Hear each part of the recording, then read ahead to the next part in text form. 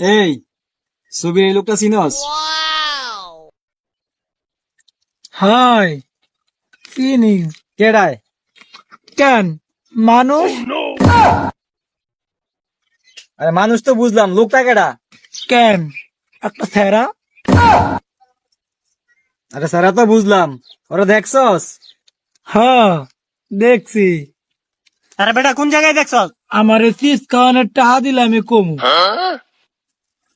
আরে আমার বাপ তোর চিপস খাইতে 100 টাকা দিমু, তারপরও তুই ক।